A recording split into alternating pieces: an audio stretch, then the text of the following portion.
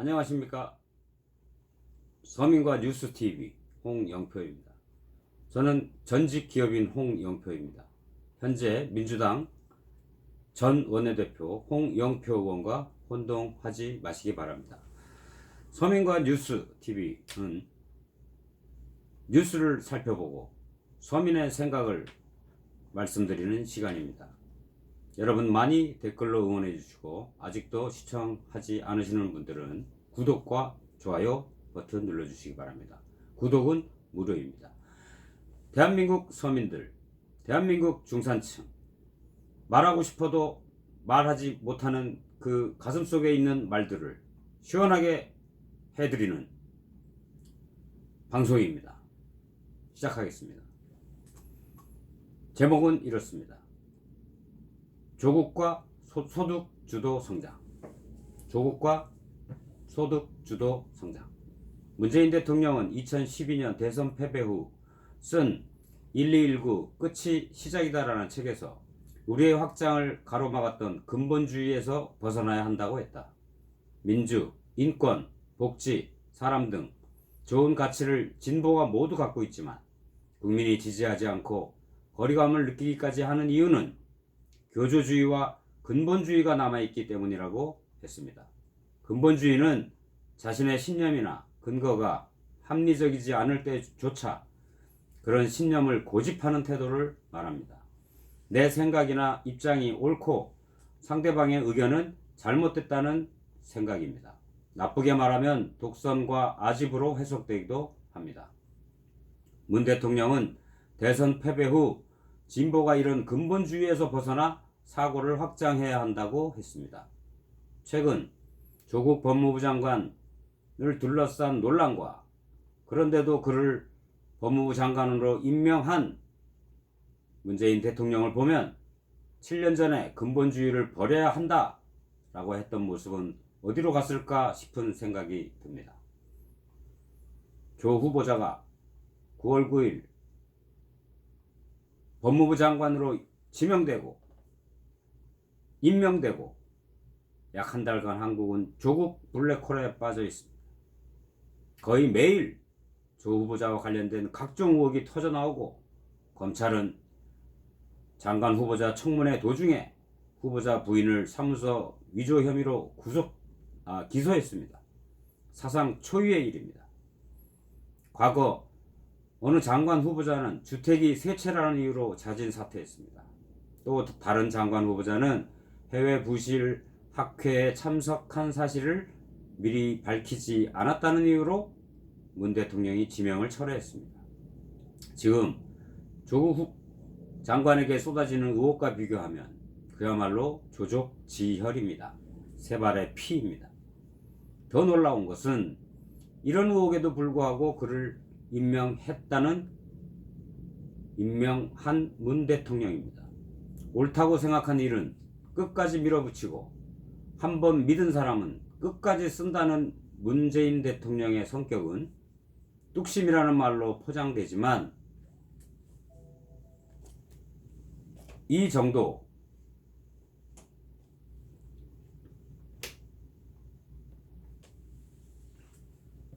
죄송합니다. 이 정도까지는 몰랐다는 사람이 많습니다.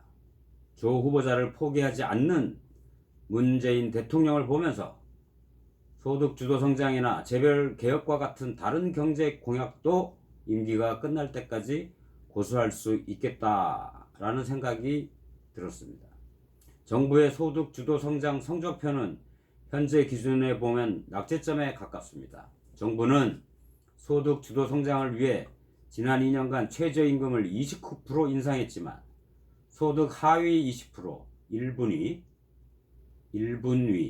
소득 하위 20%의 월 평균 근로소득은 작년 1분기부터 올해 2분기까지 6분기 연속 감소하고 있습니다. 최저임금이 가파르게 오르자 사정이 어려운 고용주가 아예 일자리를 줄였기 때문입니다. 정부는 1분위의 근로소득이 줄자 공적연금과 기초연금을 늘려 소득을 보전해주고 있습니다.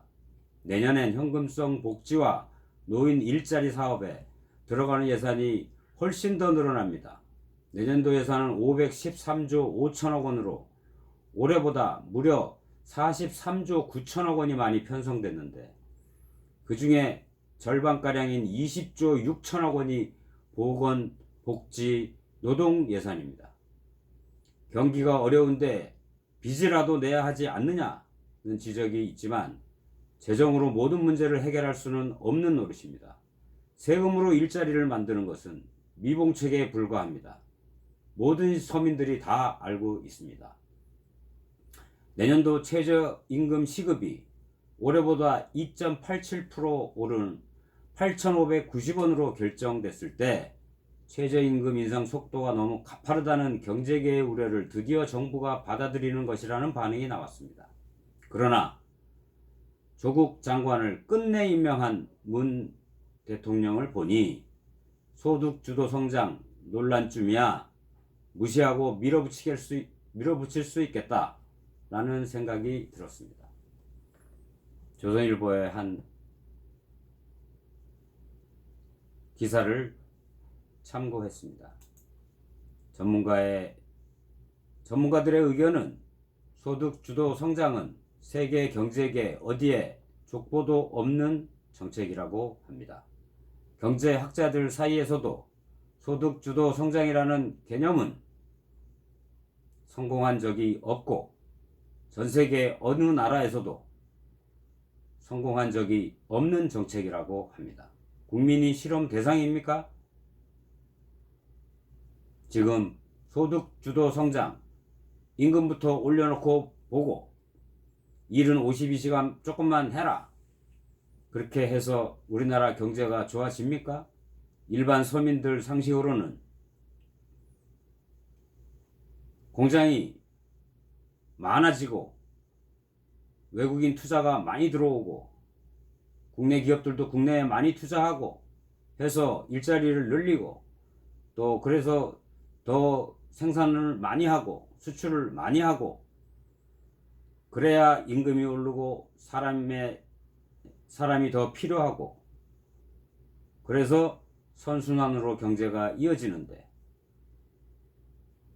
임금부터 올려놓고 일은 적게 하라, 그렇게 하면은 이게 어떻게 해서 도대체 경제가 선순환적으로 성장의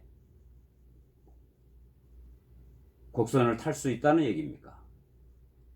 우리 서민들은 도저히 이해를 할 수가 없습니다. 지금 2년 반 동안에 문재인 정부의 경제 정책을 봤을 때 이것은 전부 낙제점이 아니라 아예 실패라고 받아들이고 있습니다. 서민들이 체감하고 있습니다. 지난 2년 동안 경제는 계속 나빠지고 있음을 피부로 느끼고 있습니다. 조국 역시 마찬가지입니다. 사람들이 양식에서, 일반적인 상식에서 느끼고 있습니다. 이거는 아니다. 이렇게 가는 길이 올바른 길이 아니다. 어제 엄청난 사람들이 광화문 광장에 모였습니다. 상식이 통하는 나라, 이게 여러 구호 중에 단연 눈에 띄었습니다. 상식이 통하는 나라, 상식으로 하는 경제정책, 제발 좀 조국도 버리시고 소득주도 성장도 버려주세요. 일반 서민들이 요구합니다. 일반 서민들이 강력히 요구합니다. 조국은 버려야 됩니다. 그러나 우리나라의 이 아름다운 조국은 끌고 가야 됩니다. 소득주도 성장 버려야 됩니다. 어디 세계 경제사에 족보도 없는